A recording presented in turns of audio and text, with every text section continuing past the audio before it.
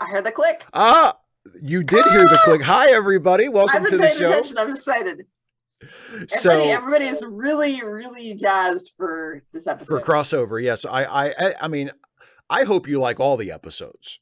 Well, of course, because I mean, if not, not if I didn't like them, but if I actively disliked them, it would become, I don't know, I might tap out. So far, I haven't disliked. I know if you actively disliked the show, I know that it would be difficult on you because you do not. I think it would be entertaining for a little bit, and then I'd be like, nope, I'm done. You don't interact with what you perceive as bad forms of media in quite the same way I do. Well, certainly not. I'm not. Because self-punishing enough that I had to look for that. Because there's a difference. To me, there's a difference between something that's bad and something that is bad in a way that makes me not want to watch it. Right. So like if we're, and I don't think there's quite as much space there with you. I feel like if you think something is bad, then to you, that means it's not worth watching. I want it not to be in my life. But exactly. But I have like, I don't want bad things in my life, Steve. I don't. I get it. It boggles my mind that you're not on the same page. I am for things that are bad in the way that make me not want to watch. But there are some things, actually quite a few things that are bad that I recognize that they're bad. They are of poor quality for whatever reason, but I find them entertaining or valuable in some way that makes me want to watch them. Right? I didn't think Move Along Home was that bad. No, neither do I. Actually, I think I said that when we watched it. I'm reacting to the chat. Azalea Jane said nobody deserves to move along home. I think, as I said when we watched it, I don't think it's that bad of an episode. I actually think it's kind of a good episode. It's fun. It's not like it really. I mean, with Deep Space Nine, there aren't as many Deep Space Nine episodes that are just outright awful. So there's not as many to choose from. Like with TNG, you have so many episodes that are just awful. And even though the show in general is very good, like you have those episodes where like, oh yeah, like I just the thing I did over the weekend with Live Long and Podcast, where we did a live read of a script for a TNG episode. The episode we did was Hide and Q from the first season of TNG, which is the second Q episode. It's awful. It's such an awful episode. I think it's probably worse than any episode of Deep Space Nine. Like it's just absolute dog shit. It's a Q episode. I mean, I've seen season 1 of TNG and relatively recently, may I add. It's the one where Q gives Riker the Q powers, like temporarily. Do you remember that one? I think I missed. Nope. I think I missed it. Okay, well, it's a really bad episode. Watch it without me. I mean, the whole first season is pretty bad, but that episode it's absolutely awful. But and he doesn't even get a beard. No, he doesn't get a beard until season 2, and that's when the show really starts to improve. At 255 AD, pre-happy birthday. Or happy pre-birthday. Yes, whichever. Yes. When we get halfway through and it's official, then we can say happy birthday for sure. Again. But yeah, well, and Kemp Chalmers mentions another notoriously bad episode, Code of Honor, and says it's so bad it's good. I would kind of say the same thing about Hide and Q. I mean, it's an awful episode, but it's not like one that I would refuse to watch. But fortunately, for our purposes this evening, we will be watching an episode of Deep Space Nine that is not considered a bad episode or even a so bad it's good episode. It is considered a pretty good episode, if not a very good episode. Yes. And has certain elements in it that are widely loved and celebrated by the fan base. And I like the episode too. So hopefully you will like it. But before we get, hope I will. Yes. Before we get to that. Yes. Dana. Yes. Is your driver's license in your wallet? Let me make sure, just in case. Yes, it is. Okay. Now, would you like to... Okay, so now, before we go any further, I'm going to put my wallet in my bag. Yes, that would be very good. And now would you like... You know that if I don't do that now, then tomorrow I'll be like, oh no. Yes. Oh, I heard that click. I'm sorry. Should I lay out next time there's a moderator it's thing? Okay. No, okay. It's okay. But it's fine, because if not, Sarah will snipe it. I know. Yes. Yeah. Okay. So the driver's license thing. There is, of course, a reason why I asked you that question. Would you like to tell the story? A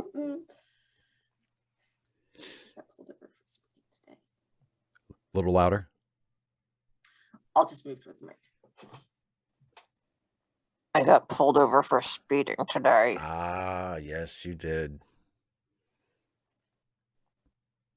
Because you have the need for speed. I like to go so. It's nice. Did you say that to the cop? Is that how you got out of the ticket? You said, no! I'm sorry, officer, but I just like to go so. No. I told him that I worked over at the high school, and he's like, oh, rough day. I'm like, no, actually, it was a really good day. They all were like paying attention. The lesson went really well. And I was really happy. I didn't quite make that. I was just like, you didn't make the zoomy hand gesture. I didn't make the and none from the officer didn't even perhaps after the fact. No, actually, after the fact, I was feeling pretty good because so he's like, can I license? Oh. And so I open up my wallet and I'm like, oh, so like, y'all know that I talked about getting a new library card. So they needed proof of residency or just, information, I guess, just whatever, or I guess proof of identification that you are using or whatever. I've been volunteering there for like months. They know me. But whatever, they gotta check off the box. Rules is rules. Gab, what? No, I'm not about to say that on something that's going to be recorded for like posterity. Mark, that's exactly what I said, by the way. Well, yes, I can. I mean, you can. Now, I will point out, I had that covered. If the speed limit is 35, you can definitely drive 55. I don't think I would actually. I know my limits, Steve. So anyway, well, the officer said, that part over there, they talked about the curve, and I'm just like, I'm just stressed. I couldn't think of where it was, and I didn't have my license. And so I think after I got my library card, he put the license back in the wallet. So it was there. It's like, I'm sorry. I'm like, I did. It's like, I have my school ID. I'm like, and also there's the one with the flamingo that I made. I am a person. I'm me, okay? I know who I am. I know who I am. And so he said, didn't you notice that you passed me? I'm like, oopsie. Lesson learned, folks. I mean, I already know. Don't pass the cop. Like, everybody knows that. But obviously, I had a good day at school. Oh, I would not go 55 and then 35. That was the example Steve was giving, and I would not go 55 and 35. I would do my best to avoid it, at least. Sometimes, you're not paying attention, or you're not thinking about your speed, and it's just like, the speed limit changes, which is what it did. It changed there, and I wasn't thinking about it, and I did stop at the stoplight, and all the safety stuff. I wasn't driving unsafely. I didn't have an accident. No. But and by the way, JG, yes, you do have about 10 minutes. We usually start watching the episode around 20 minutes into the show. So if you need to do something, you have until about that's generous, 20 JG. It'll 20 after, sometimes more. Things things are getting ugly in the chat. Oh, there are some domestic disputes, apparently. Things are getting ugly in the chat. Sarah just timed out Andrew. Wow. I hate to see that. Oh, you're a terrible liar. Hopefully you two crazy kids can work something out. So, But okay, so yeah. So you are a criminal. You are a delinquent. You flaunt the laws of society. No, I'm not a delinquent. Delinquency means like tardiness or late. And I wasn't late because I was. No, actually. Black cover has noticed your earrings. Yes, yes. So I just got these today, actually, at school. They're roses. See? And I'm wearing my black and red. And I actually got these at school today. I was wearing my rosebud earrings when I went to school. And then the art teacher had made some earrings and was selling them. And I was just like, oh, black and red roses, like red roses on a black background. I'm like, A, it goes with my outfit today. And B, everybody deserves roses, red and roses, people. So yeah, I'm really happy with them. So I bought them and I supported the art program at Lafayette High School. Yay. And also, it went with my outfit. Yes. Also, you look good. Bonus. So perfect. Oh, thank you. I mean, I always look good, but I mean, it went with my outfit today. You take a compliment better than anybody I have ever met, because almost any time I give you a compliment about anything, how you look or like, some idea that you had or something like whatever, I'll say like, oh, that's really good. You almost always go, I know. Well, yeah, no, I'll say about 2/3 of the time, because sometimes I'm like, yeah. I tell you, you're biased. And yes, but if I think it's valid, I take it. You agree with it, which I think is great, because I wouldn't have given you the compliment if I didn't think it was true. So but the whole and then you say thank you. Oh no, exactly, because the false modesty about it. That is false modesty. I will own it. Yes. And there was something else I wanted to. There was something else I wanted to ask you about, or prompt you to talk about, and I forget what it is now. I certainly don't remember. That's not my job. I know the the thing for after. I have that written down. You have a thing for after, yeah. Mm-hmm. I don't know. Well, but I think I told you we talked about it earlier. Of course, I saw the new Batman movie last week, and I talked about that a little bit on my Friday live stream. But just for anybody who didn't watch Ask Away and is watching this now, I saw the new Batman movie, and you liked it, and I liked it very much. Oh, thank you, Mark. I liked it very much, and today I would have gone to see it again. Probably more than once, if not for COVID, but I don't want to be going out unnecessarily while COVID is still a thing. So I just went to see it the once, and I'll wait for it to come out on streaming or HBO Max or something before I see it again. But I have been listening to the soundtrack, the score by Michael Giacchino, the omnipresent Michael Giacchino. Yeah. Yeah, I need that. I didn't actually check out the score yet. I meant to do that. Didn't do it. I'm sure it's not going anywhere. I know, but I'll keep forgetting. It'll never happen. I will remind you. If I remember after the show, I'll message you. So I'll send you a link to the track from it that I was listening to at first that hooked me in. But it's a really, really beautiful score. I think it's the best Batman score since Batman Returns, which has historically been my favorite Batman movie score. Like, because the score from Batman Returns is just so goddamn good. That's fun. Because it has the same sort of, it has the same hero theme as in Batman, the da da da da da da da da da da. But it just has, it's so much more lyrical and and it has a lot more range, and it's just a really beautiful. Like Michael Giacchino. Yeah, exactly. It's just a really beautiful score.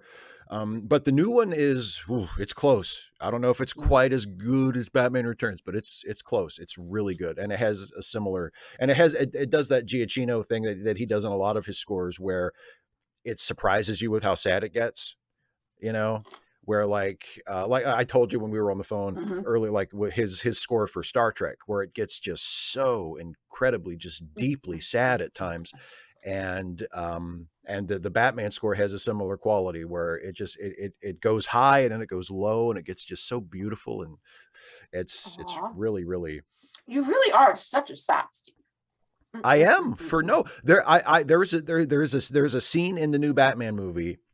There's a scene in the new Batman movie that almost made me cry. It didn't, but it almost did. And it was you told me about that. And and it was because it hits a very particular note that really, really resonates strongly with me, especially with like superhero stuff. So it's not so I wasn't crying because it was like a sad thing. It was crying because it was like, oh God, that's perfect, you know, and I didn't expect it. And it meets me so perfectly. And it was just, aww, it was beautiful. That's so sweet. It was beautiful. Like they were just, they did it for you. Well, yeah. And the thing is, that the moment in the movie was a beautiful moment. And Batman movies don't get those very often. Like, even though I really, really love The Dark Knight, I love The Dark Knight, and I think The Dark Knight overall is a better movie than this new one.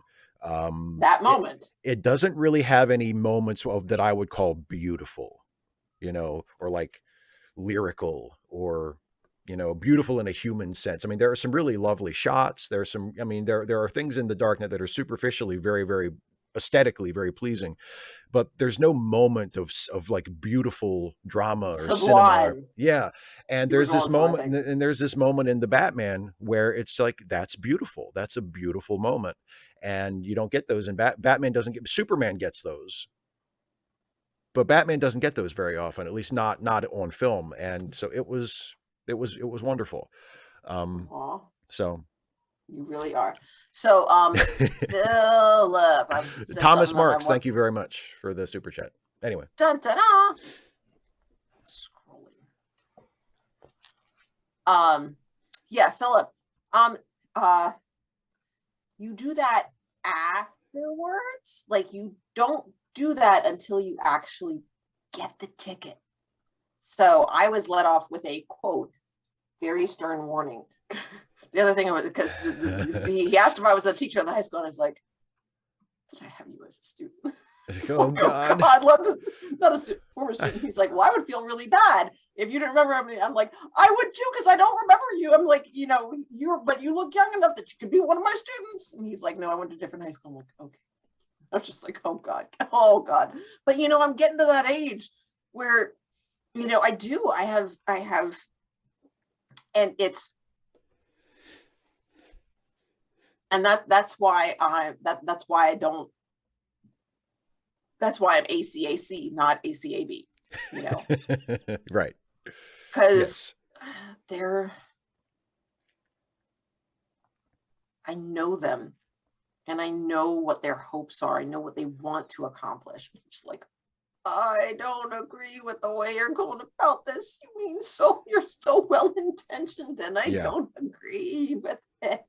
But I mean, it's like the idea that there's no ethical consumption under capitalism. You know, they're doing the best that they can. I mean, there's even those who are not actually police officers. Like in this area, there's a lot of support for the cops, and because it's just a mentality of you know, it's a very punitive, judgmental mentality, and you know, even people that I know who work for, like, I know some people in various public defenders offices, and they're like, you know, most of them, they've done something. I'm like, I mean, I have done things, obviously. I mean, right. But it's like, don't pass the cop. Don't pass the cop.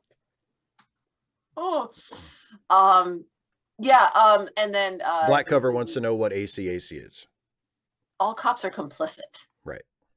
So, and then Sarah said something that I wanted to respond to. I missed it.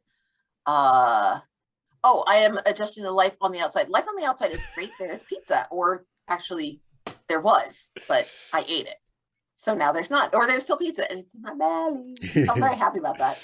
Our Black Cover 95, the example I'm setting for my daughter, she has the opposite problem in that, you know, I'm fortunately, she's really good about staying in the traveling lane. It bothers me when people go slow in the passing lane and they're not passing anybody, and yet they stay in the passing lane. She's about staying in the traveling lane, but she is a very, very cautious driver. I am a very assertive driver. Yes. So, energetic. No, it doesn't. It really doesn't take a whole lot of energy. You just push the gas pedal and the car goes.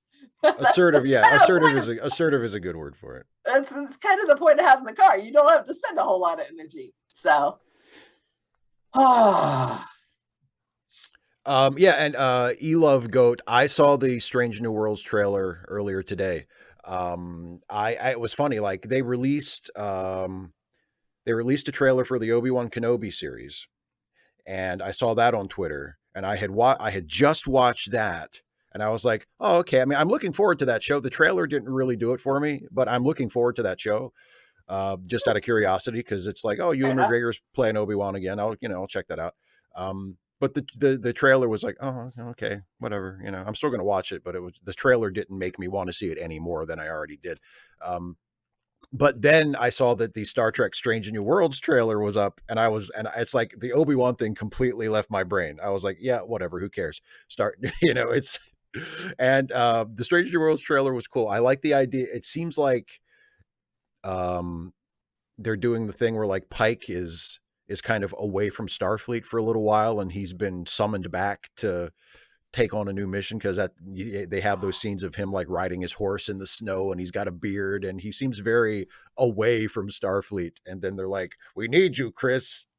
So, but I'm really yeah, Azalea, yeah, exactly. That was my reaction too. There's a new trailer for Strange New Worlds. Be right back. Like, it's just a teaser. It doesn't give you very much. In fact, there's only a couple of shots of Pike in it. It's, but yeah, I'm really looking forward to that show. And the first, Dana, did I tell you this? The first Probably episode, not. Maybe I did, maybe I didn't, but the first episode of Strange New Worlds comes out on my birthday. Oh, no, you didn't tell me that. Brand new Star Trek show debuts on my birthday. Very excited. The world is very just excited. It's thinking about you. Yep. Well, it should. It should. Yeah, it's about dadgum time. Because I goddamn deserve it. You reverse it. So shall we watch the episode? Well, Chris Kringle is here, so I guess we can get started. And Andrew gave us permission, so it's all good. Well, okay, so it's all good. So I had my hair up today. One of the things I like about these earrings is they use a kind of hoop that I don't have when I make my earrings, so it's like different. And they, like, when I have my hair up, it kind of looks like they're just sort of floating because the wire is pretty thin. Yeah. So just, hi, Jesse. There. But so I had my hair up all day. Jesse Gender. Well, my whiteboard. My whiteboard is relatively modest, Jesse. So it's not. I mean, you know what? It's not a contest. Let's not get into a whiteboard measuring contest here. I bet my whiteboard is even bigger. Well, yours is like classroom size. I know, it's so great. Let me tell you something. Let me tell you something. Whiteboard, no. And I get to use all kinds of different colored markers. Let me tell you something. I have different color markers too. That's not the point. Listen, I want to tell this. Than you do. This is for you, and this is for you, Jesse, too. Okay, and this is I am deadly serious about this. The size of the whiteboard doesn't matter. It's how you use it. Yes, but you can do more with it when it's big. Like, specifically, one of the things. So can't argue with that. This is. I got moved to the classroom that I'm in. This is my first year in this classroom, and I was like, oh, because then that meant that I had to move my stuff around. I had to take down all my posters and move stuff around. But one of the bonuses was they were just putting in the ViewSonic boards, and I got to say, I want my ViewSonic board not in front of the whiteboard, because they were taking down the old interactive whiteboards and putting in the new. Essentially, it's like a really big smartphone, but it doesn't do as much. Anyhow, so I said, I want the screen over here, and I want my whole whiteboard. Just leave my whiteboard. And so now I have a nice big whiteboard. And almost every other classroom in the school, if not every other classroom, has the screen mounted on top above the board. I'm just like, no, I want to be able to project one thing. Right. Usually I have my like Happy Fish channel video playing. So it's like an aquarium, and there's quiet music, and they go blah, blah, blah, blah, blah. And then I can write. I have all different colors, and it's so nice. And by the way, I don't want to keep harping on this, but I mean, I've never had any complaint. I've never had any complaints. That's because you don't know what you're missing. About the size of my whiteboard. I've never had any complaints about. You don't know what you're missing. I mean, from other people. I've never had any complaints. See, Jesse, exactly. Oh, and by the way, JG, I respectfully but strongly disagree when you say Alex Kurtzman fundamentally does not understand Star Trek. I do not feel that way at all. That's a very common sentiment among the fandom. I do not agree with that at all. And David, I agreed with her when she said you can do more with it when it's big. I had to agree. I had to acquiesce and say, yeah, I can't argue with that. Wait. What was that, Steve? Oh, I guess what I meant to say was, in so many words, you're right, Dana. Oh, golly. Yes. Wow. See how she takes a compliment? Isn't it the most wonderful thing you've ever seen? I didn't even say thank you to that one. I just soaked it in. You know, it's fun. Azalea Jane says, Shives, gender beef, let's go. Someone and Jesse, since you're here, I don't know if anybody said this to you or not. Somebody in one of my Discovery episode reviews said something like, "Ooh, you and Jesse should have like a debate about the current season of Discovery." And I was like, what do we really have to? I mean, I feel like maybe your reviews have been a little more positive than some of mine have been, but it's not like I don't like the show. Like, what would we argue about? I've given a couple of episodes this season like some kind of middling reviews, but overall I don't think it's a bad show. Like, what would we even argue about? Well, like the relative merits of, different actors, or, which episode so far has been the most significant. As an English teacher, I can tell you that even when you both like something, you can find something to I agree with that, but I just don't know if it would be enough to form the basis of a video. I mean, I would just say, and plus, like my problems with the show, I've said them so many times, I hesitate to repeat them, even if it was in a video with Jesse. Like, I wish they did. Azalea Jane has a good point, though. Manufacturer controversy. I think both you and Jesse are good enough as actors that you could seriously have a go at each other. Like both of you could take really ridiculous points about, how terrible it is because of random fanboyish, stupid reason that you don't actually support, and then go for it. I think that could be a lot of fun. If we could do that. Someone just reminded us about Lower Decks. Yeah, that I am the outlier. I am an outlier among my particular sort of circle of Star Trek fans, because I don't really enjoy Lower Decks. Most other Star Trek fans that I am close to and associate with absolutely adore Lower Decks, and I'm just not one of those people. Sarah Scott apparently thinks it's superb. Well, but Sarah also says that Enterprise is superb, so take that for what it's worth. But I think Jesse likes Enterprise too. So Georgia, unfortunately, Georgia is not that backwards, but I hate interactive whiteboards. I loathe interactive whiteboards passionately, intensely, with a small, vivid flame, dark blue in its intensity. That's because they're so expensive. They're so much more expensive than a projector, and they're not that. I mean, they're 1-to-1.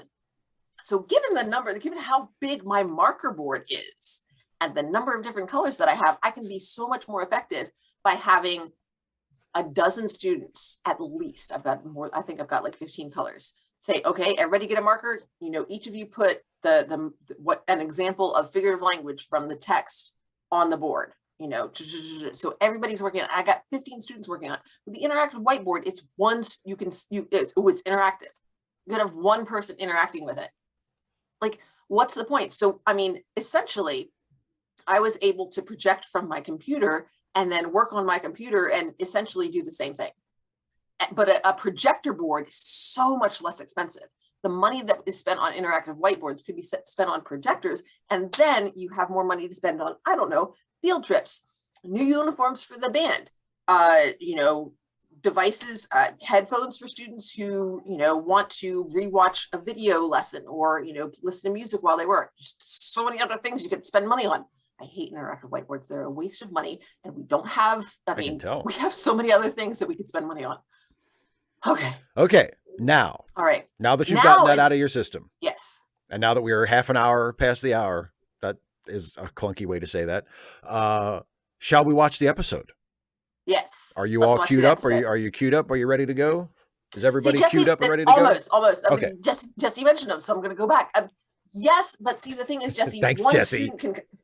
Shut up, Steve. One student can come up to the board and everybody else just has to sit. Now, the thing is, students like it when they can just sit there and not do anything. So they like the interactive whiteboard because only one of them's got to go up there and do something. And usually in a class, you've got somebody who feels up to it. But guess what? Everybody else isn't actually interacting. Okay. All good? It's okay. I have thoughts. And I'm glad we're moving away from that. Okay, let's go ahead. Go ahead. Okay. I give you my permission. Thank you. I appreciate it. Yeah. We have consensus now. Both co-hosts agree. It is time to watch the episode. See, Steve, it's possible. Yes, between two people who are of mostly like-minded. You know, okay, consensus is not an exclusively anarchistic thing. Okay, anarchists don't own the concept of consensus. Anyway, okay. I'm just saying it's one more way that you are leaning toward anarchism. Just saying. If that makes you happy to think that, please continue to think it, because I like to make you happy. You don't even have to tell me that I'm right on this, Steve. I already know. Okay. I think technically you are right, but if you interpret it anyway. Yes, Andrew, we will cross over now. Here we go. Jesse, good to see you. Thanks for stopping by. All right, here we go.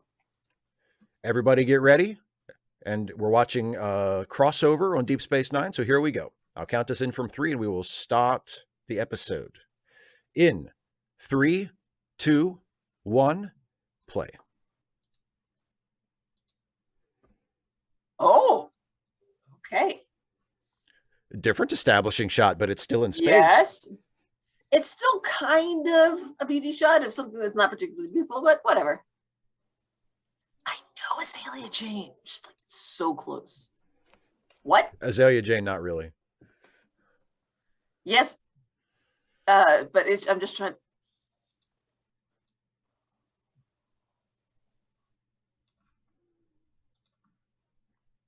Can you try to stop telling me?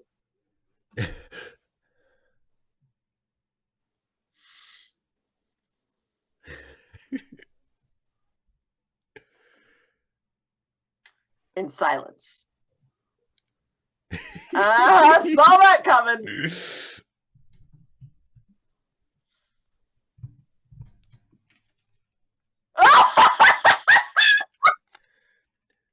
He's going into labor.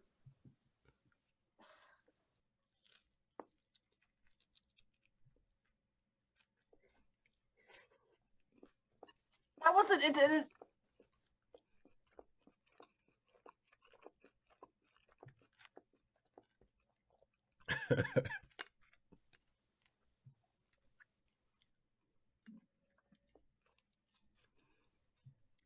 I'm liking him less than I did.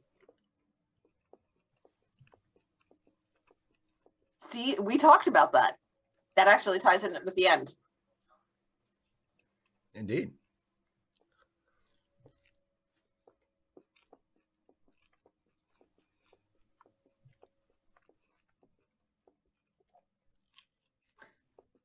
I would prefer if we didn't.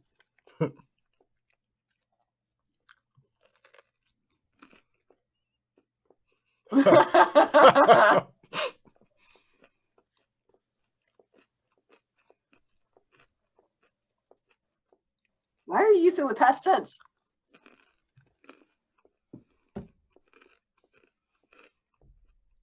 I would.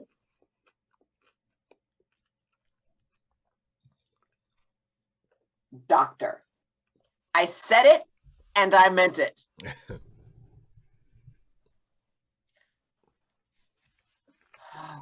God. Azalea Jane, I was thinking the same thing.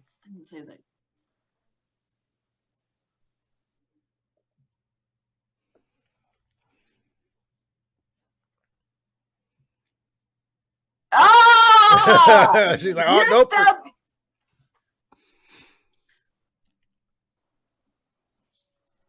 The ship is going to blow itself up. I can't take any more of this. Honey, I didn't think you were the one who was compensating. Nice. Kemp, yeah, they were married for many years. I don't know if they were together yet at this point or not. They may have been. I can't remember. But yeah. Well, he didn't say don't, not didn't.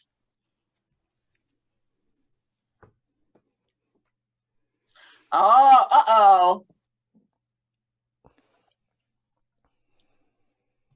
Swoosh.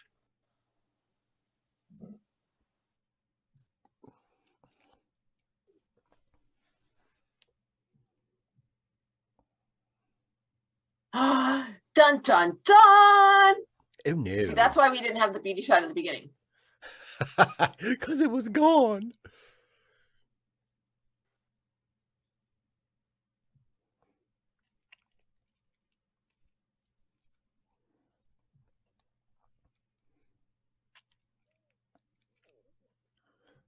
Who dropped the camera?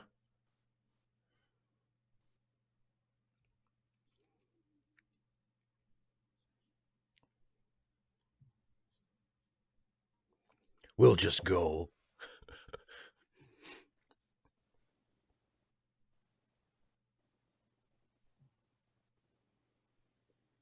No, that's kind of cool. I would be confused, but I would kind of secretly like. You'd be okay. Like, yeah. Yeah.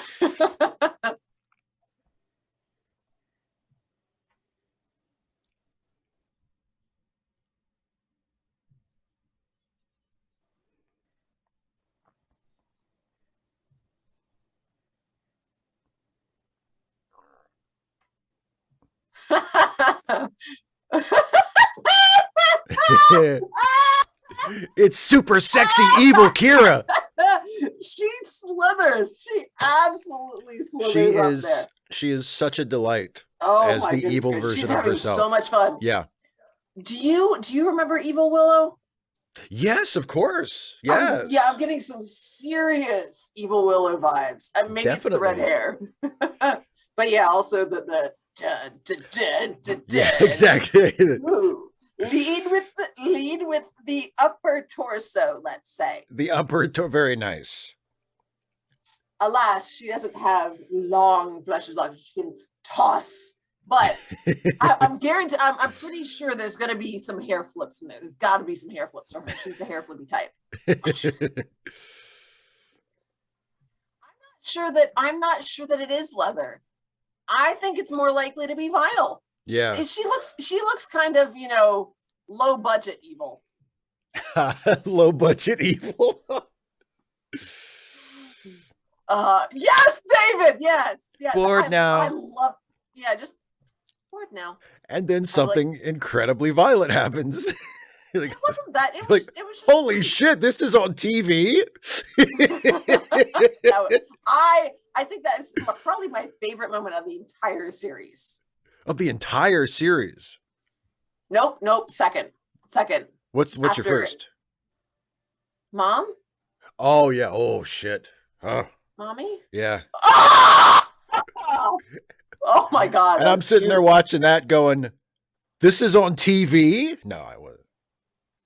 Yeah, no, that was just beautiful. But yeah. It was beautiful and bored now. Gut-wrenching, yeah. And what was the I can't remember his name now. Warren. Yeah.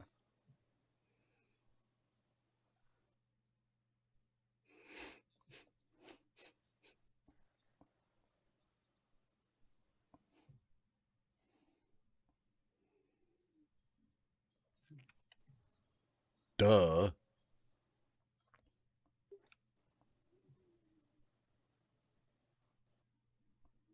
Never mind.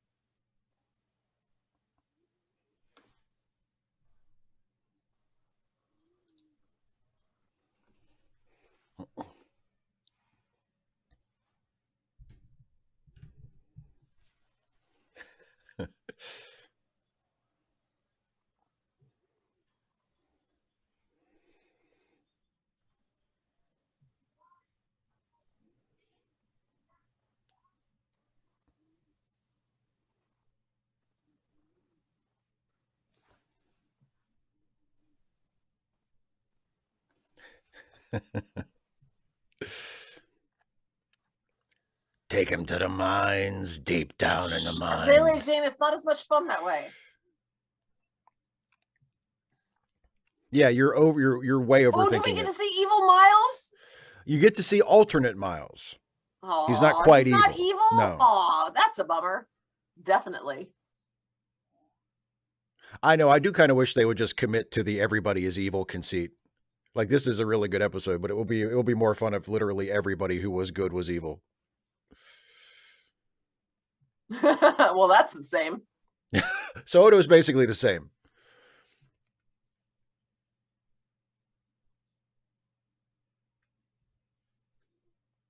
Oh, I didn't expect you'd call me sir. There he is. All right, now try it without the sass.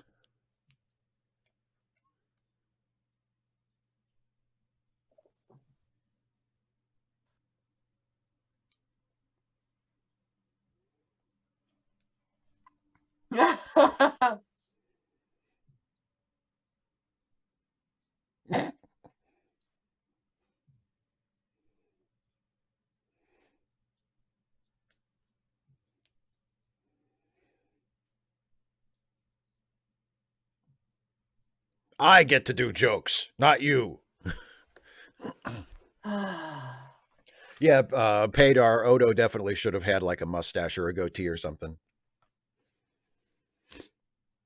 I think they should have given Nana a mustache. Yes. Evil Kira has a mustache. Why not? Exactly. It would have made just about as much sense as anything else. Exactly. I love how turned on she is by herself. It's just so amazing. Damn. Oh my God. I'm so hot. Oh, I love me. Oh God. She's having so much fun. Yeah. Bless her.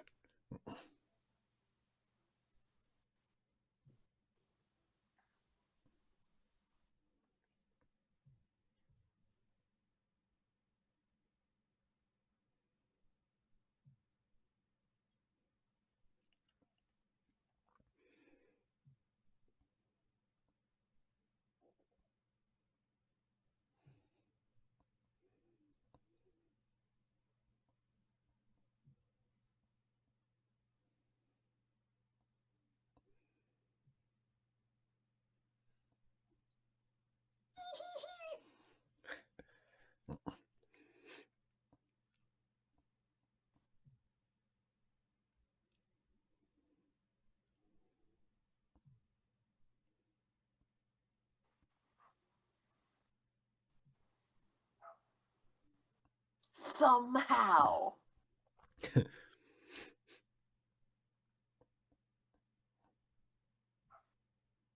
You know, the usual way you take control of a fascist empire. No, I'm thinking a mustache for Kira. Like the little like pencily one.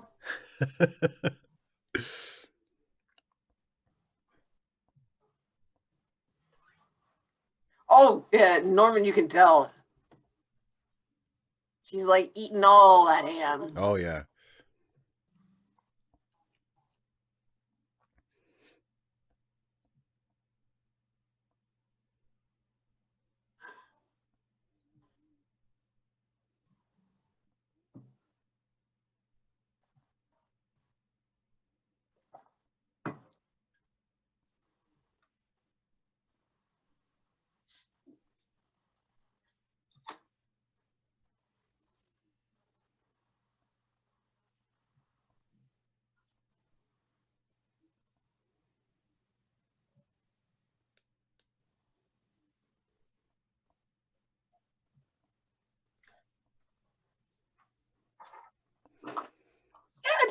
Like you care about protocol? It's called the Kill 'Em All Protocol. Let me explain.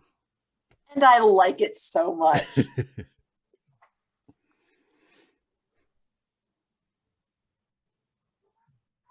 Yeah, Andrew, he's not even particularly all that melted.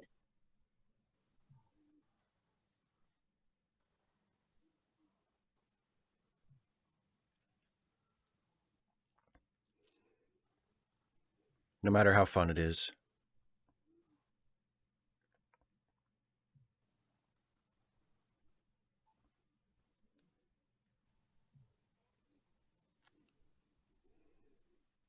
You don't know me at all, do you?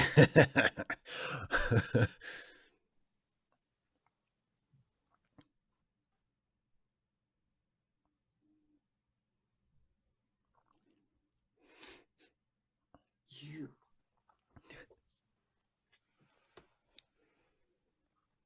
You could be the leader of our empire.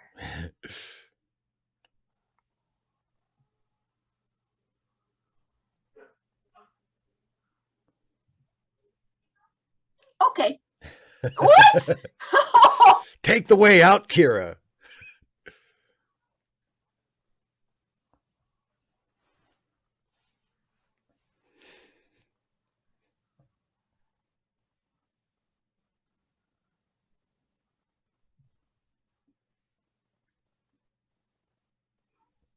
You're so cute.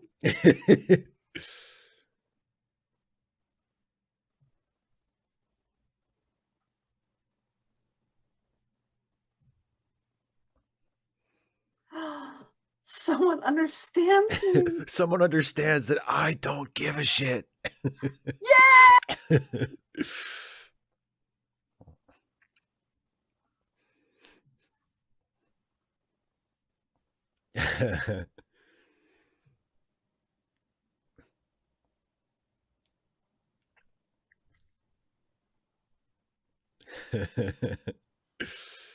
Kris Kringle, good idea. Yes. Ask him to give them meditation techniques. Oh God. Ask him to show you how he does bellows breath. Ask him if he likes you.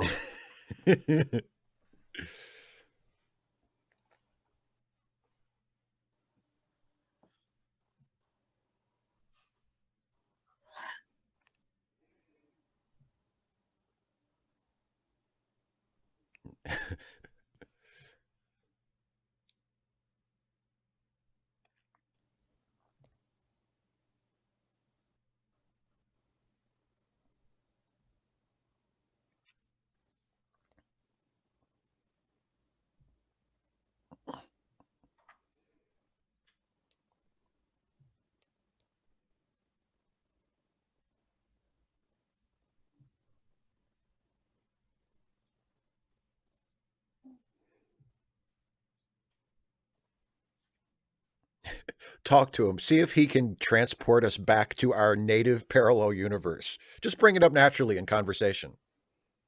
As one does.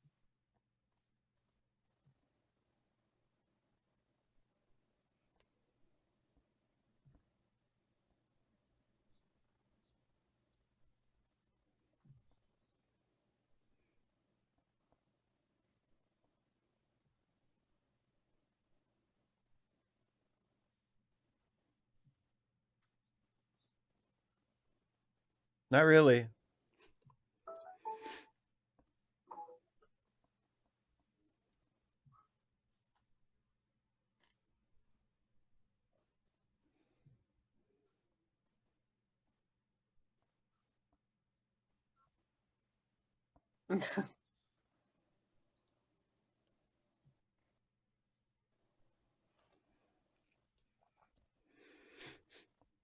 I'm nothing like him.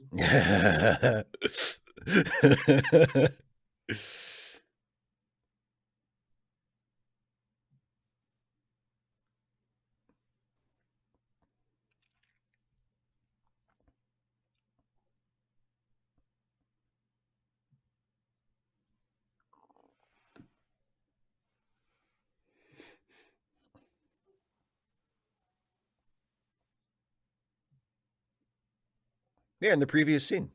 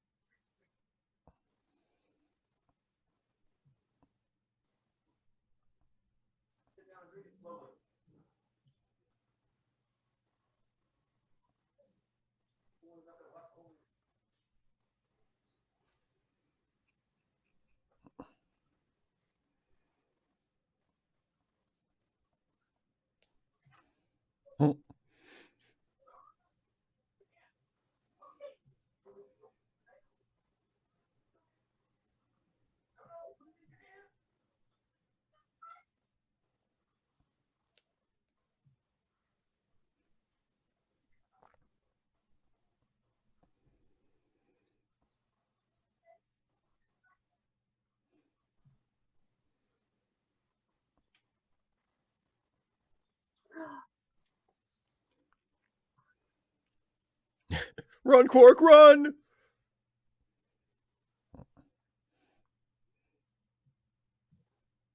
Well, very thoughtful of him. To pick his legs up. There's the man. He's gonna have fun. He and Nana Visitor are having an overacting contest in this episode.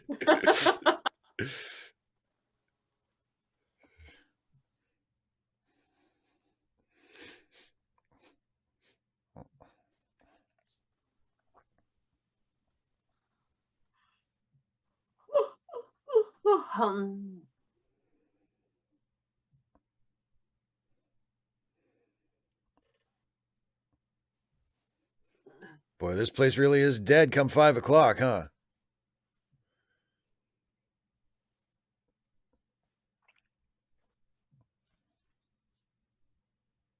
God, people just stop lying badly. Oh no, you're far too ignorant to be a doctor.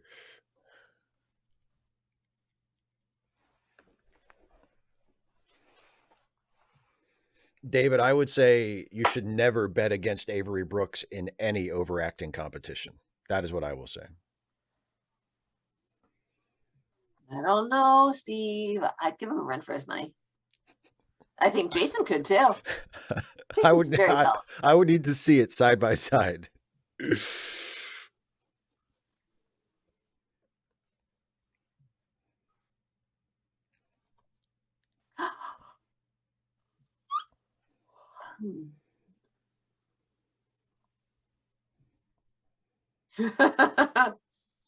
Hey, not just suspicion, but accusation. I think that's not nothing.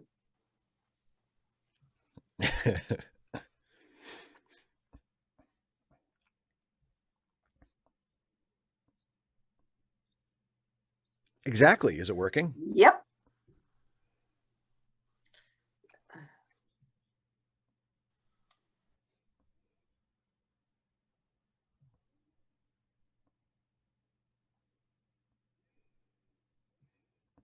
Sequence 77, I know that's probably conventional wisdom, but I would take Avery Brooks in that competition. I think there are a couple of moments in Deep Space Nine where he blows Shatner away with the overacting. I feel like he would be the champ. Yeah, but the question is, was Shatner ever trying to overact? I don't know if he perceives any kind of difference. I don't know. I think he was. I think in some of those episodes he was, but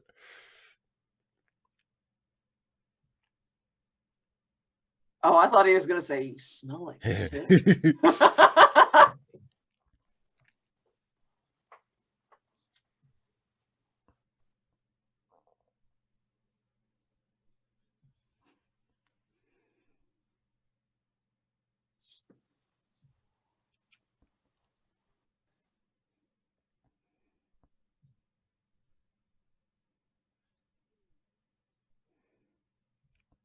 Poor girl.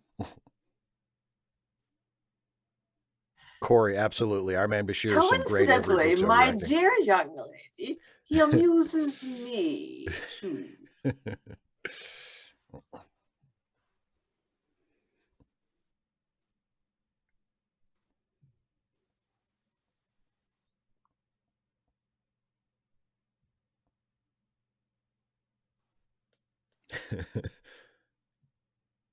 Well, at least he's honest. But how can you not like me? I'm delightful.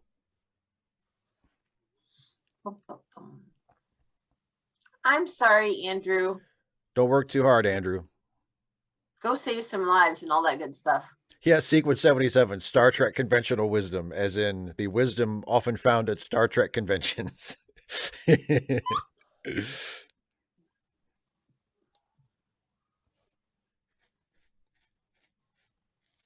Ooh, she said please. She knows how much I love superficial politeness.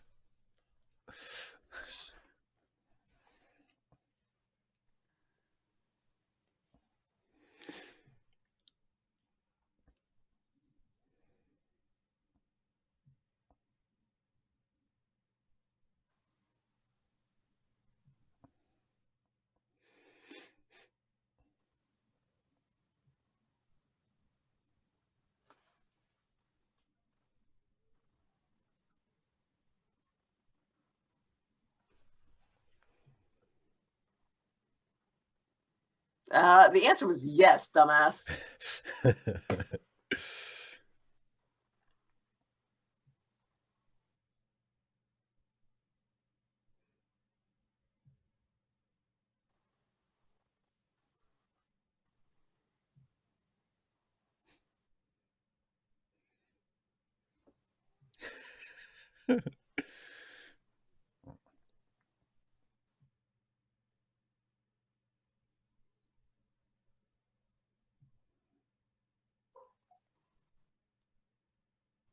To get the hell out of here.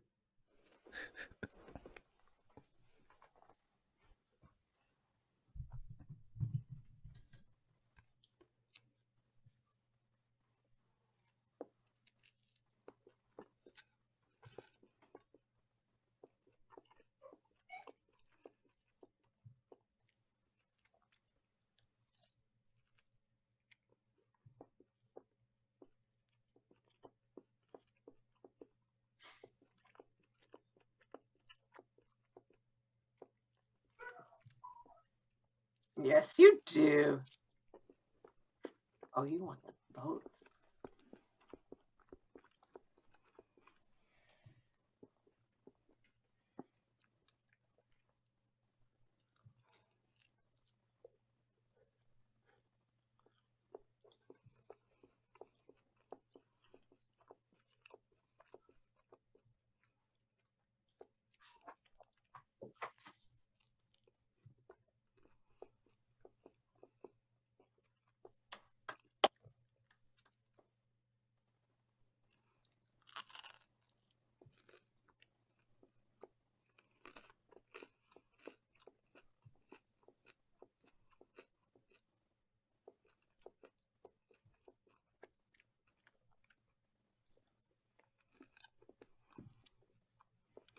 How exciting, 255 AD. Aw. Steve? Are you putting on like a birthday crown or something? No. Oh, okay. Oh, I missed. What was his punishment? They're going to kill him. Okay. Why is he upset about that? He doesn't want to die. Why? I mean, his life is miserable. But it's the only one he's got.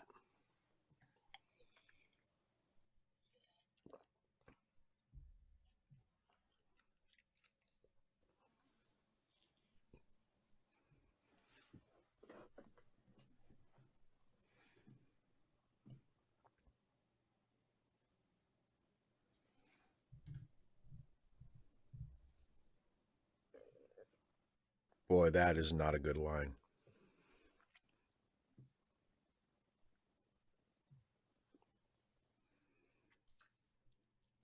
He's jealous. Happy birthday, 255 AD. Congratulations. Ta-da! You made it. Oh, Sarah, nice line. Yeah, that is pretty funny, Sarah.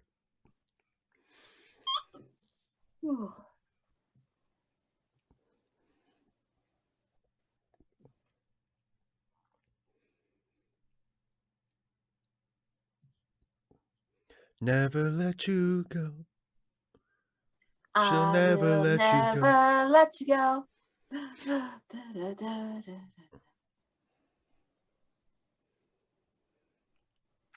I'm getting to like the thought of having you around. Aww.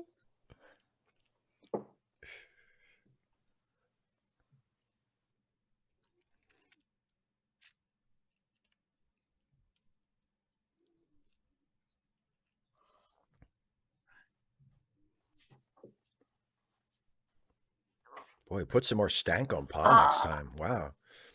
Pa.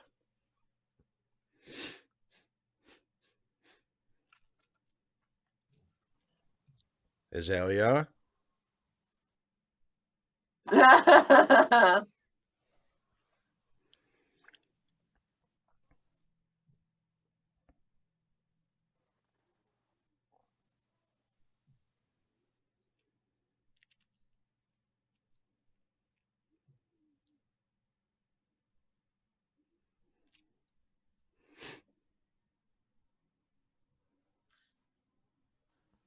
Sleep tight.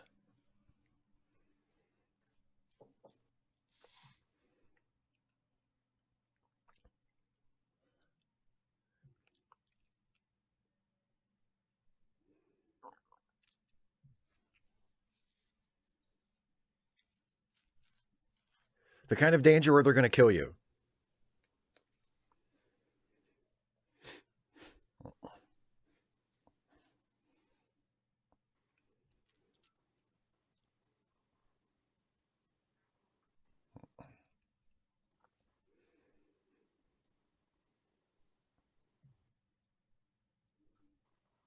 Don't blow it like you do everything.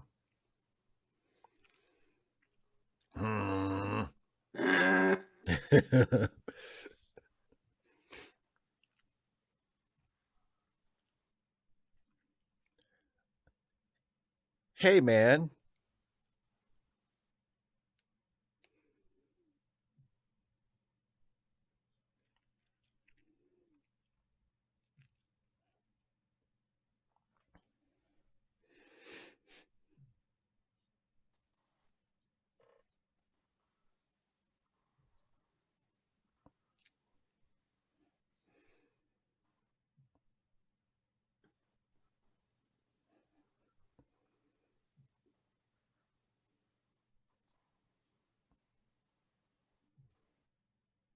Oh.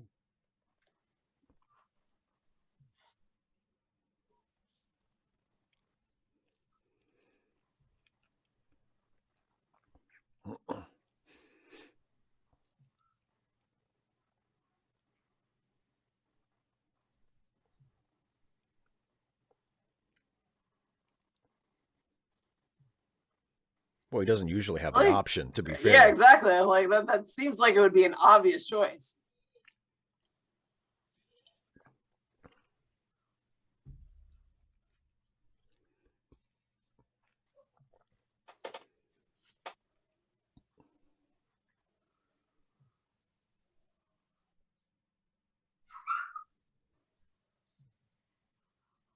We're atheists.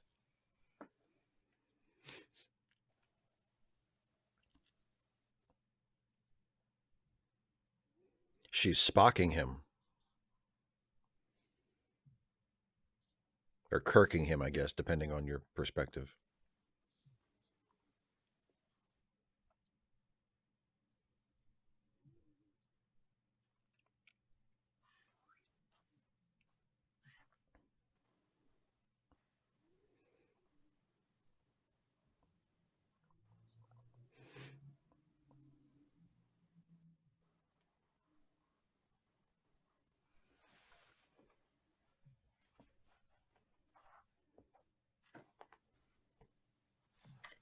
Kemp, I would guess that it's because he's coping with, you know, who he's become. He doesn't like himself. And also, I mean, and that's what she's capitalizing on there. That's what she's counting on. Also, right before she walked up, he had just been listening to jazz, and he was still grooving. Oh, you know.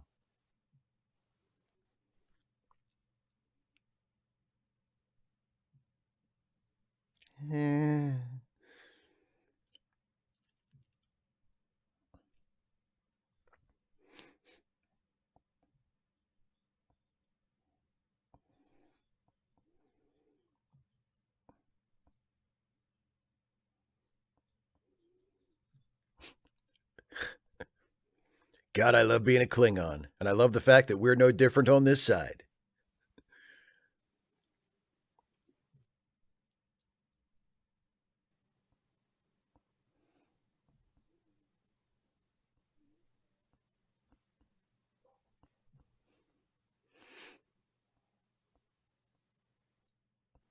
Rude.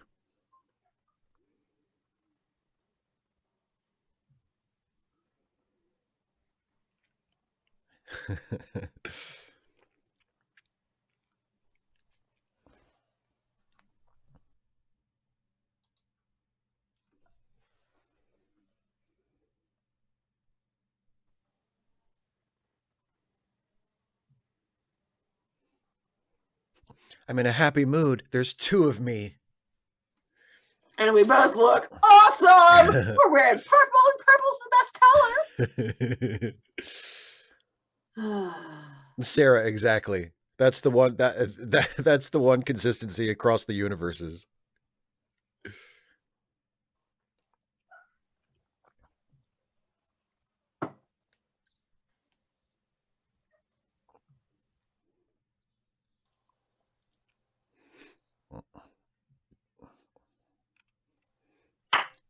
Patch it up with some unobtainium.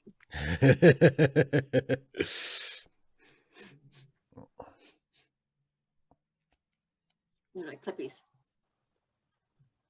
Oh, nice knowing you, Mirror Odo.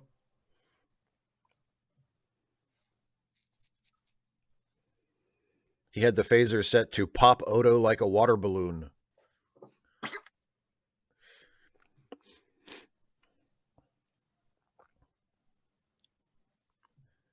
Now it's time for the hero to pull the childish ruse that always works.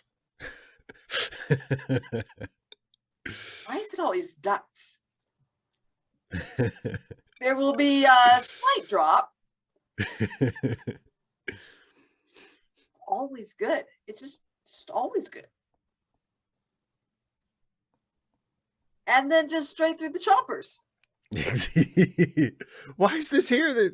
There's no reason for this to be There's here. no reasonable. This doesn't make any sense. We shouldn't have to do this. Whoever wrote this episode should die!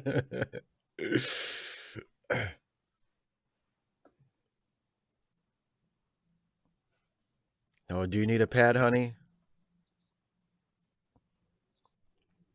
What? Is he menstrual?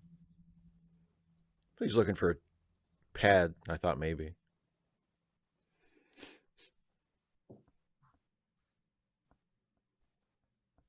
Blah, de blah, de blah.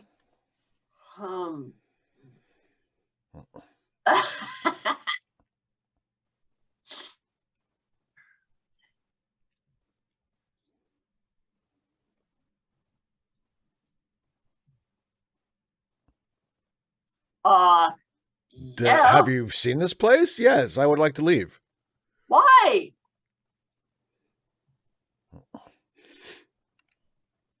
Caitlin, exactly. What the fuck is a runabout? We don't have those here.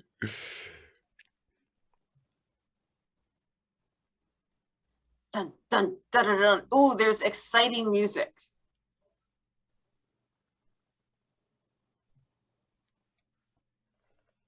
What's his name is Bashir?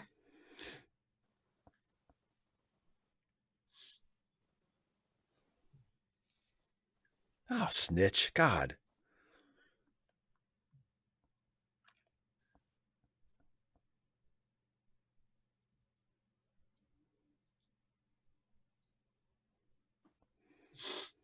I'm stuffy. No, you're not.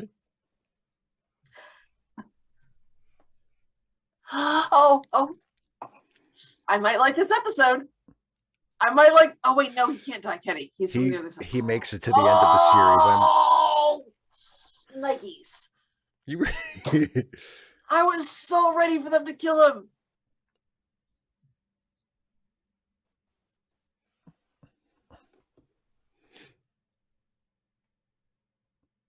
Well, I'm new here. I've got a lot to learn. Aw, Sarah. No, I wasn't. There's another one over on our side. Thanks, Sarah. I've been working on my stuffy impression. Well, I mean, you do have the best tutor. Yeah, he lets me know. He's like, I don't really sound like that. Okay, Harrison.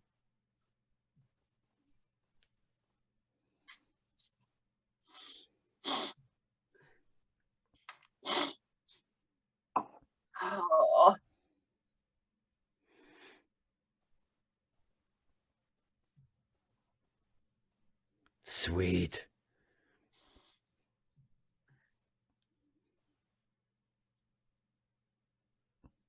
Oh, now she's getting fired up.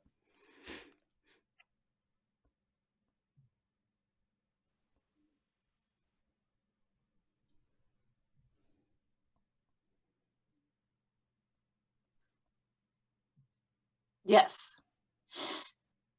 But you're not in our country. That's right.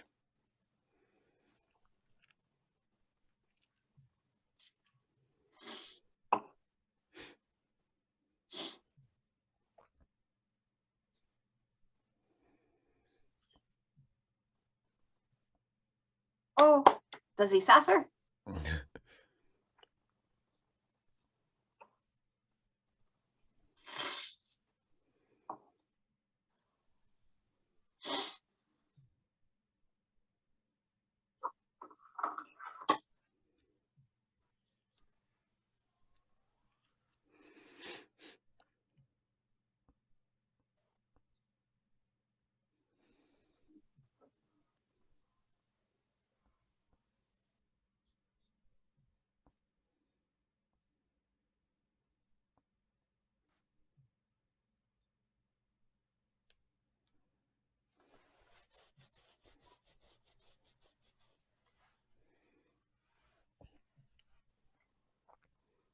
You're married with children. Never mind.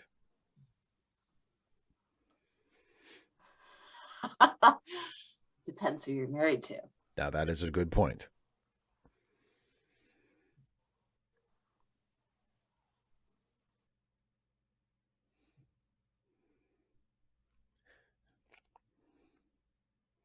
Derek's like, I get to kill so many people. Ooh. Have you lost your mind? Oh, nice. Very nice. Oh, I'm so glad you approve. Actually, I feel like I kind of look curious with my hair pulled back just so that it's out of the way. A little bit, yeah. Like this is like the exact angle where she's got her part. Her part, yeah. You could have just pushed the button. Yeah, but that was cooler. Yes.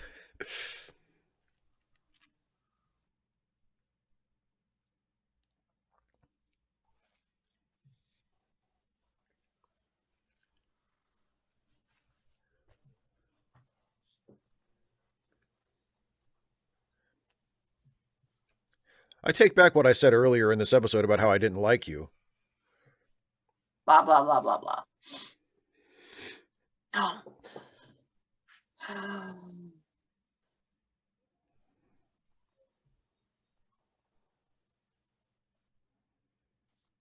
Da-da-da! Hey, I recognize that theme.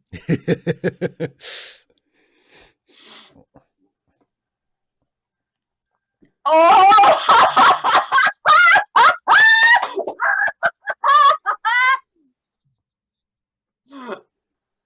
Yeah, blah, blah, blah, blah, blah.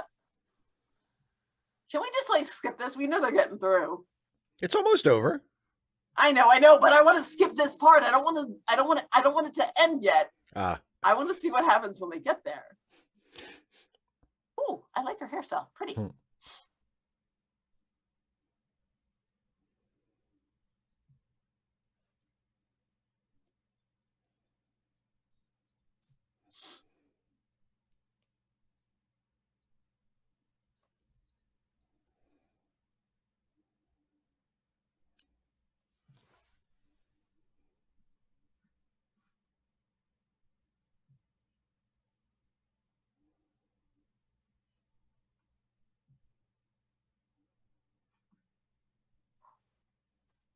The end.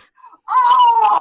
What were you hoping for? What were you hoping for that you didn't get? It looks awesome, and even then she's like leaning forward, and there's like cleavage and stuff, and nobody says nothing. And Bashir looks like crap. And I'm just like, so, come on. Clearly, the two of you had a very interesting time in very different ways. So somebody cleaned up after I see.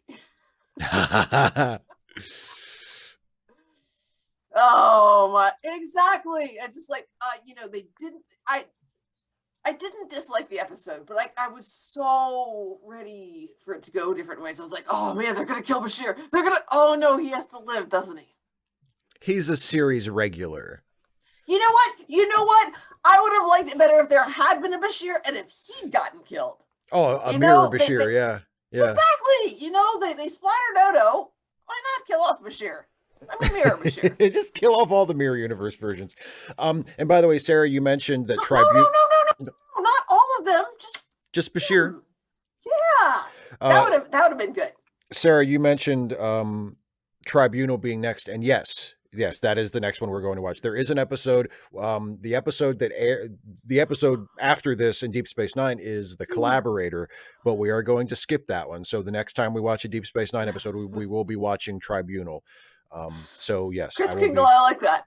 Good. I could use a spare miles for when one of them is being tortured, yes. Death, imprisoned, and tortured, and dead, or on trial for murder and torture. It would come in handy, wouldn't it? I know. Well, I mean, if you want another miles. Well, But I mean, that's just how she's written.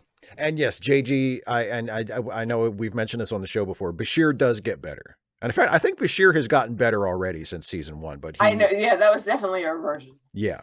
Oh yeah. Well, the first scene particularly, yeah, yeah. Oh boy. But anyway, yes, but that would have meant taking her seriously. Sequence 77.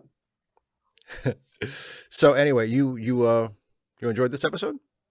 Yeah, pretty much. This one was fun. It was silly and fun. Yeah. Anytime they give the actors an excuse to just ham it up is usually a fun Star Trek episode.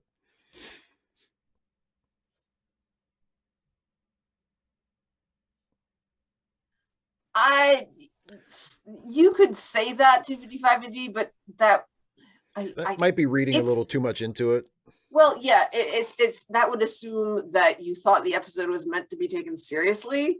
And I think it's pretty clear that they're being silly.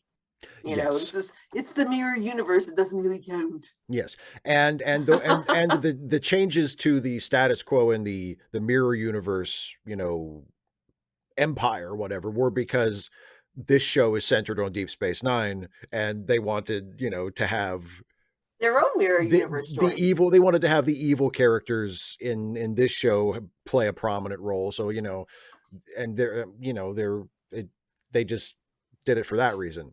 I mean, so. Pedro, we're skipping the next episode. We've been skipping episodes as we go through season 2 just for we'll never ever get done. We're only doing one every other week. We do, yeah. We watch Deep Space Nine every other week, and then on the off weeks we do Hilda. We're gonna get through Hilda a lot. We're gonna get through Hilda a lot quicker, yeah. But so we're skipping through some episodes of Deep Space Nine just to get through, because Dana has never watched Deep Space Nine before, and if we watch every single episode on our present schedule, it will be 7 years by the time we get through the show.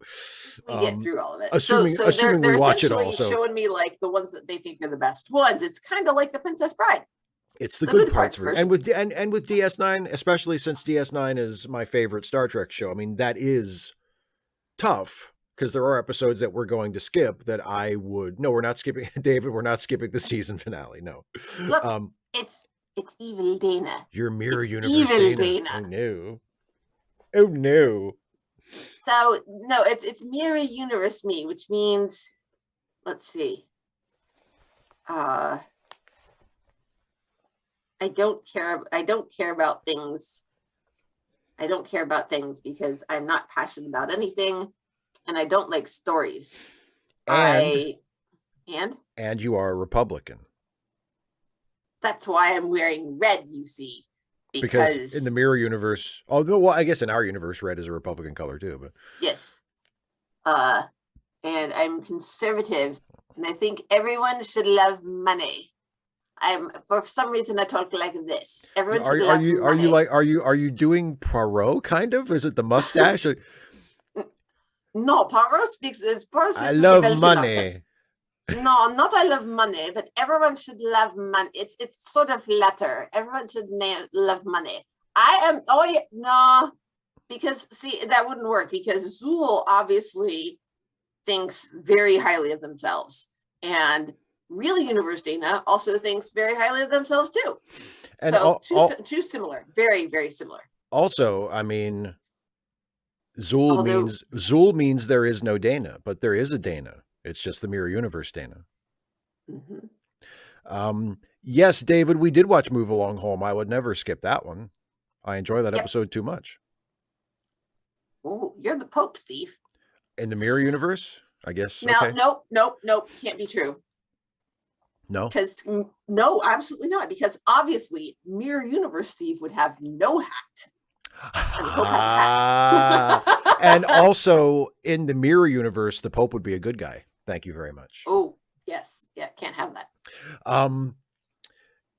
Did you want to talk about your idea about Deep Space Nine and the narrative opportunity that you think that they missed? Yeah. Missed opportunity because it's set way out in, deep space. Indeed. And it doesn't really deal with that like much. Like they knew that they were coming into deep space, right? Yes. They were assigned here. Indeed. And but like presumably they've got like family and friends who are like way far away. And it doesn't deal with that. Like you would think, and it's not like in Voyager where they're just cut off. Like you don't see any regular attempt at communication with the people that they have moved away from. Like, Yeah, there's never really a sense that they're like that far out. Yeah. Yeah. It's only like, it's an excuse to have the rest of the Federation not, save the day all the time. That's all it's used for. Yeah, and to have non-Starfleet people like prominent. Which is fine. But I think one of the things that I brought up would be I think there would be both more attempts to establish sort of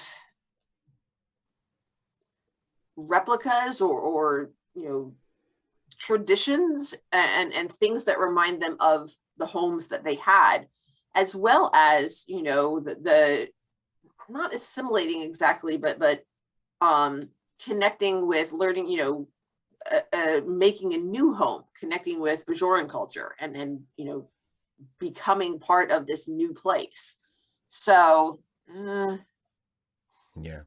Well, what I thought was interesting when you first brought this up, and by the way, kudos to both of us for remembering, because we've been sitting on this for like a week when you came up with the idea, and we remembered to talk about it on the show. Woohoo! But Sarah, go to bed. Good night, Sarah. Get those 5 hours of sleep. Seriously. But you might science badly. We can't have that. Yes, absolutely. Science. The world needs good science. Sarah, please go to bed. Quality science requires a good night's rest. But it reminded me when you first brought this up of one of my central criticisms of another Star Trek show, Voyager, which is that Voyager has a central premise which seems to lend itself to certain types of stories and certain themes that it very rarely ever even touches. The idea that these people are on this ship, they are 70 years from home like if they aimed their ship at Earth and flew at full speed, it would take them 70 years to get home. That's how far away they are. And yet, except for a few episodes here and there's almost no sense of that on the show. You never get the sense that these are people who are lost and stranded and that this has any kind of psychological effect on them. It doesn't affect the way they live their everyday lives. It doesn't, And something that you pointed out that I mean, was that they were on, like it wasn't supposed to be like a long-term crew. They were put together for a particular job. And that influences what the crew is going to be like. You choose, since it's not like a long-term job, you put a crew together for this particular mission and that's it.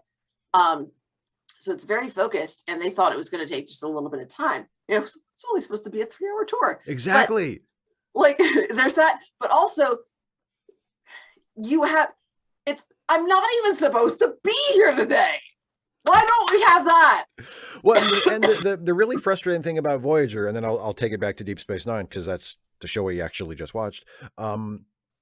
Voyager touches on some of those things in a very fleeting, superficial way, which makes it even more frustrating. Like I think in the second episode of Voyager, there are issues dealt with in terms of personnel where they need to, because not only did they not have a crew that was prepared for a long voyage to begin with, but in the events that got them stranded on the other side of the galaxy, some people were killed. Like, so they're understaffed for a variety of reasons.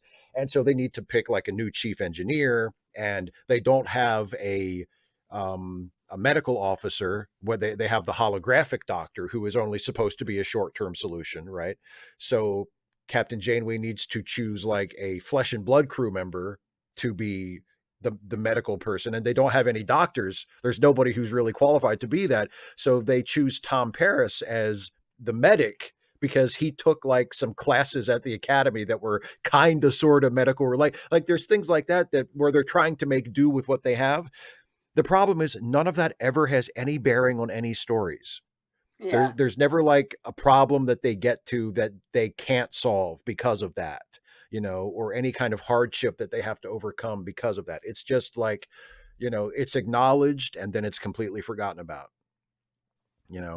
and with Deep Space Nine, I like you said, I think the main function of it on Deep Space Nine is to explain why there are so many non-Starfleet people around. Mm-hmm. And why it looks different, why the space station is not like a Starfleet station. And I do think those choices, I don't know, it looks like space to me. Well, I do think those things make a difference. I mean, one of the things that I enjoy about Deep Space Nine, just on an aesthetic level, as compared to Next Generation, or especially as compared to Voyager, is that, and it's a superficial thing, but like, everybody's not dressed exactly the same. Like when you watch Star Trek The Next Generation or Voyager, the heroes are officers on a starship, and they're all wearing uniforms, and they all dress exactly the same all the time. On Deep Space Nine, yeah, the Starfleet people dress the same, but you also have Bajorans, you have civilians who wear whatever the fuck they're wearing. Like, there's a lot more variety. There's a much more of a sense of diversity in terms of the characters and where they're from and Mm-hmm. who they belong to, and I just think that makes it just visually a lot more interesting and makes it feel different, but in terms of like what you were talking about it never really feels like they're that far away. And I agree that might have been an opportunity that they did, they could have explored more than they did. Yeah, for sure.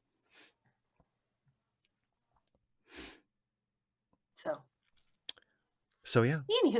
Anywho, you've been yawning. So do you want to? Yeah. Do you want to wrap up? It's been a big day. Yes, you've had a very eventful day. Yes, I am ready to wind down and follow Sarah. Actually, even though it's not remotely as late as it is for her. Radical Bacon, that's a really good point. More pushback on uniforms, because in real life, troops love getting out of uniform.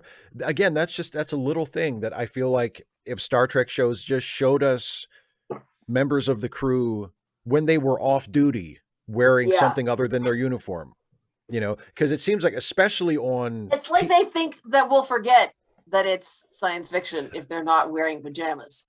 Because in fairness, in the future, everybody would wear pajamas all the time. But one thing that we've learned from the pandemic is those pajamas would be patterned with your favorite characters. So that's what I want to see. Dear Star Trek, that's what I want to see. I want to see print pajamas. That's it. I mean, I feel like Riker definitely has a few sets. So, okay, keeping in mind that this is in our future, what characters are printed? What characters are on Riker's pajamas? Good question. Because I mean, he ain't just a ordinary plaid kind of Well, guy. I mean, I know in the version of Riker in my Star Trek photo comics, it's Superman, because Riker So is a Superman fanboy, so he has like probably Superman S's on his pajamas. With Picard, it's probably like like Shakespeare characters, or or no. text, Shakespeare text printed on the Yes, it's got quotes. It's got Yes. Shakespeare quotes.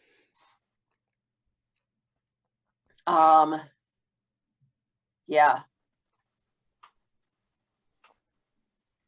Precambrian Lullaby. What is? No. And then he's got his other set has little teacups. Oh, that's it. Yeah, or maybe grapes, because his family owns a vineyard.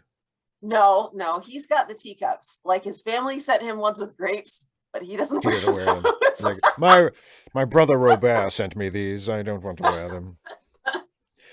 By the way, you just watched that episode, right? The TNG episode where they go back to Earth. Yeah, it's been like a week or something. I don't know. Yeah, what did you think of Picard's brother? He seemed okay. I don't know. Picard's brother Robert is one of my favorite. I think he may be my favorite character that we only see once. Of all the one-off characters in the history of Star, I love Robert so much. I don't. I think I saw it like that. It was on, but right. You weren't paying like super close attention. I love Robert. I love Robert so much. This is. I mean, you can see. This is rough for me. Paying attention for this long. God, I had watched a movie and I don't know how long. I can't take it. I hope everybody's excited. I'm getting undressed. Like, I took my shoes off. Woohoo! So exciting. Take it off. Yeah. In my ankle brace too. Yeah, I don't really remember. I remember they didn't argue exactly, but they kind of talked /over each other. Yeah, and they disagreed about, like, Robert doesn't like replicators, he doesn't like technology, which I love, because he's not that old. He was born into a world where that kind of technology was standard issue. And for some reason, he just decides that he hates it. I love that. It makes no sense at all. But yeah, Robert's he's like a reenactor. Yeah, exactly. But he's reenacting all the time. I mean, some of them, I wouldn't want to say one way or the other. God, what exhausting people those must be. Jesus Christ. Man, I don't microwave toaster oven. So nice. Speaking of which, we need to go, because now that I say that, I'm like, potatoes. Well then let's wrap this up. Tater tots in the freezer, and I can just preheat the toaster oven, put like 8 of those suckers in there, and I will log them. Yes.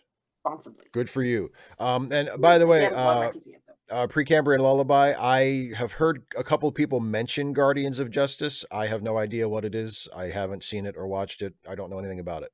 I've just heard people mention it. But I have no idea what that is.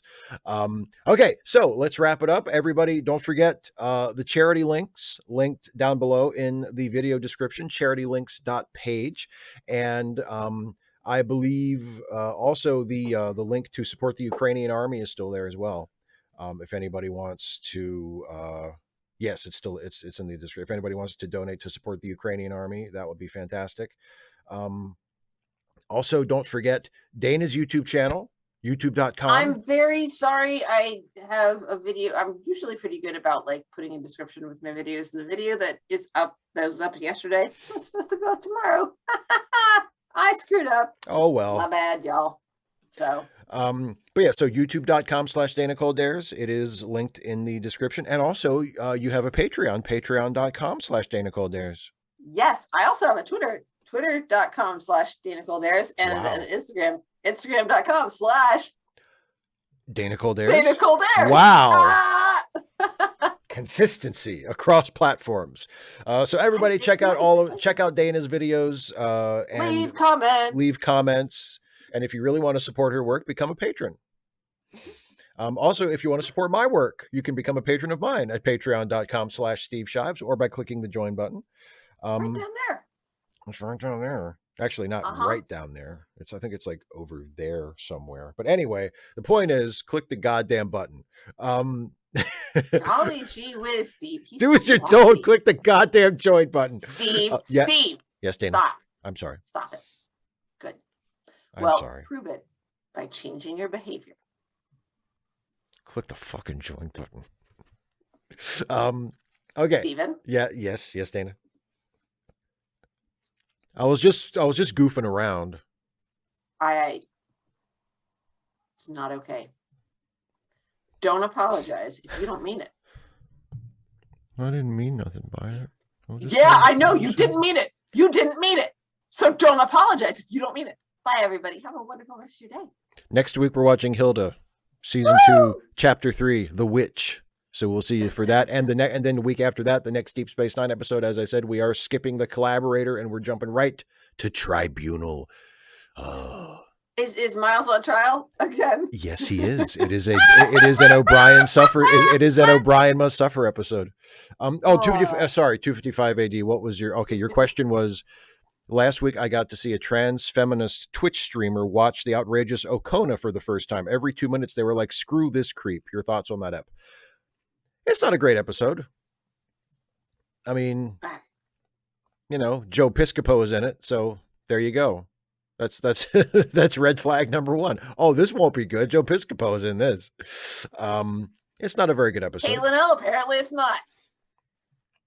Yeah, it's not a very good episode. Anyway, but Caitlin L, thank you. It is too late to bring up new topics because the show is over. But obviously it's not. He did. You answered it. It's all good. Because I'm weak. Bye, everybody. See you next time. You're so weak.